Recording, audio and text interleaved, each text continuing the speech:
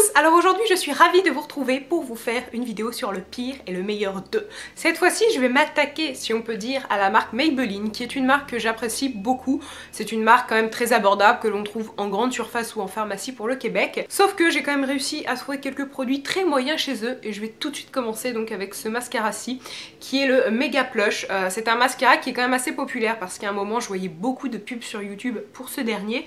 Sauf qu'en fait c'est une véritable catastrophe. C'est que vous avez un manche qui n'est pas rigide mais qui contient comme une espèce de ressort, ce qui fait que, vous voyez, c'est tout souple. Alors comme ça, je me suis dit que ça pouvait être vachement sympa et que effectivement ça pouvait donner peut-être un aspect un petit peu novateur au mascara, mais en fait non, pas du tout, mais alors vraiment pas du tout.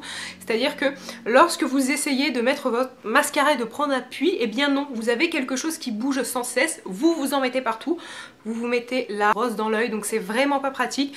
Pour être franche, je l'ai mis quelques fois et puis je l'ai complètement laissé tomber. Là ça doit faire peut-être 6 mois, donc maintenant il est devenu sec. Mais c'est vraiment un mascara que je n'ai pas aimé parce que la brosse est vraiment pas pratique. Donc je l'ai utilisé aussi un petit peu avec une brosse de rechange. Mais encore faut-il avoir une brosse de rechange. Mais en tout cas cette technologie de brosse qui bouge, je sais pas à quoi elle est censée s'adapter, mais en tout cas pas à vos yeux. Ensuite dans la même catégorie, mais cette fois-ci un produit que j'adore, ça va être le mascara Rocket Volume, que je trouve vraiment exceptionnel. Alors je le compare beaucoup à celui de chez Benefit, le Zariel, parce que tout simplement les brosses ne sont pas 100% identiques, mais au niveau du résultat sur l'œil, je trouve ça quand même assez similaire. Alors c'est une petite brosse avec des picots. Personnellement, je préfère les picots parce que je trouve que ça vient mieux définir les cils et surtout leur apporter un côté un petit peu plus soigné. Après c'est vraiment selon vos cils et selon ce que vous préférez. Un point que j'aimerais ajouter à ça, pour le mascara, ne m'écoutez pas et n'écoutez personne.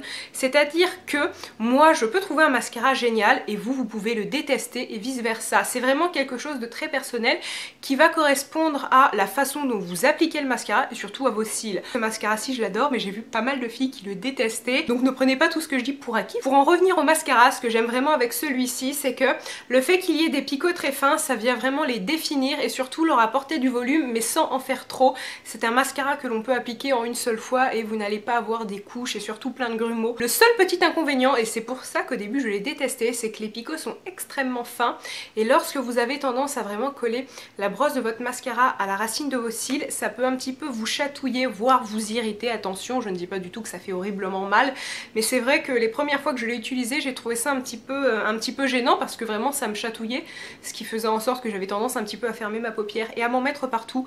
Mais c'est juste un coup de main à prendre et c'est vraiment pour moi un des meilleurs mascaras. On va repasser au flop et à ceci. Alors qu'est-ce que c'est? C'est un fond de teint, donc c'est le Dream Nude, mais je sais que il existe le Dream Satin qui est vraiment assez similaire. Je l'ai aussi, je l'ai testé et je l'ai tout autant détesté. Juste, je pense que je l'ai jeté parce que je ne l'ai plus. Et c'est un fond de teint qui m'a beaucoup tenté parce qu'il se présente avec une petite pompe et c'est vraiment... Voilà, comme vous allez voir, une mousse, et moi c'est quelque chose que je trouve assez sympa et je me suis dit ça va sûrement apporter un aspect très velouté à la peau, très doux. Concrètement ça ressemble un petit peu à de la chantilly et j'avais peut-être espoir, gourmande que je suis, que ça allait un petit peu être révolutionnaire et génial. En fait non, pas du tout, vous n'avez pas l'impression d'appliquer de la chantilly.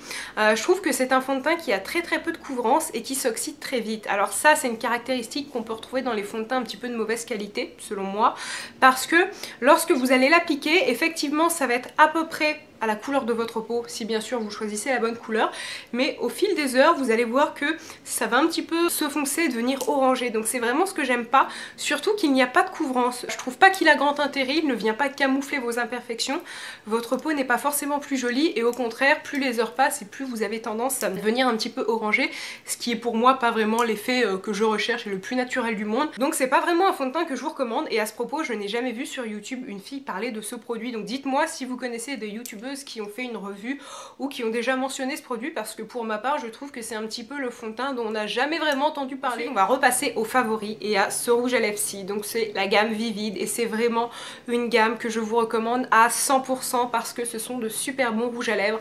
Alors ils sont un petit peu parfumés, ça faut apprécier, mais l'odeur n'est pas non plus très forte et ça ne reste pas sur les lèvres.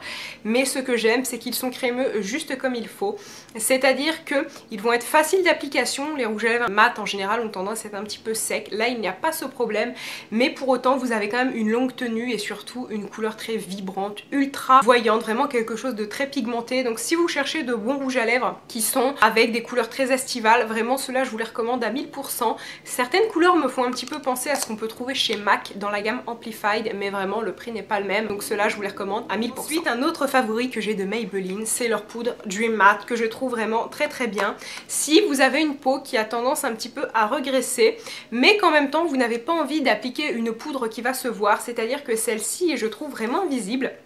Lorsque vous la mettez sur votre peau, elle ne vient pas ajouter une couvrance supplémentaire et vraiment elle ne se perçoit pas, mais pour autant elle vous assure de garder un teint mat pour toute la journée. Vous pouvez l'appliquer soit à la houppette pour un tout petit peu plus de couvrance ou au pinceau, et dans ce cas là vous allez vraiment avoir un résultat très naturel qui ne va pas du tout se voir. Surtout elle vaut largement les poudres beaucoup plus chères que l'on peut trouver en parfumerie. Et ensuite le dernier point positif, c'est qu'elle contient un miroir et une place pour mettre la houppette, et ça je trouve ça très pratique puisque moi c'est le genre de poudre que je prends lorsque je vais en cours et que j'ai besoin de faire quelques retouches. Elle est solide, donc c'est vraiment une poudre tip top à glisser dans votre sac pour éviter de briller. Ensuite, le dernier favori dont il fallait que je vous parle dans la marque Je mets Maybelline, et je suis certaine que vous connaissez tous ce produit, ce sont bien évidemment les Color Tattoo. Pour moi, avec les Vivid, ce sont vraiment les deux produits un petit peu emblématiques qui, je trouve, peuvent tout à fait être en concurrence avec des produits très chers, et je les trouve encore mieux. Ce sont des ombres un petit peu modulables, donc une texture qui s'approche un petit peu des Chanel, quoique celles-ci je vous dirais sont un petit peu plus sèches,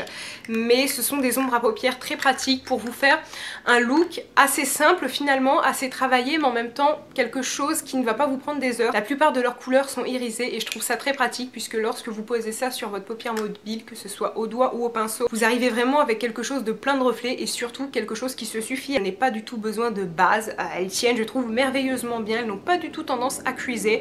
Donc si vous cherchez des ombres mono, que vous n'avez pas forcément envie d'investir dans du MAC ou ce genre de marque qui peut être un petit peu plus cher, vraiment les Color Tattoo je vous les recommande parce qu'ils sont simples d'utilisation, ils ne coûtent pas très cher. Vous avez un choix de couleurs très voyantes comme du bleu ou du vert, mais aussi un choix de couleurs très neutres, et pour moi ce sont des ombres à paupières parfaites. Ma vidéo est finie, j'espère vraiment qu'elle vous a plu, et puis avant de vous quitter, parce que je ne le dis pas souvent, si jamais vous avez des requêtes pour avoir des vidéos spéciales ou vous avez tout simplement des idées à me suggérer, n'hésitez pas à me rejoindre sur les réseaux sociaux, que ce soit sur Twitter ou sur Facebook, parce que ça me fait très plaisir parfois de recevoir quelques-unes de vos idées.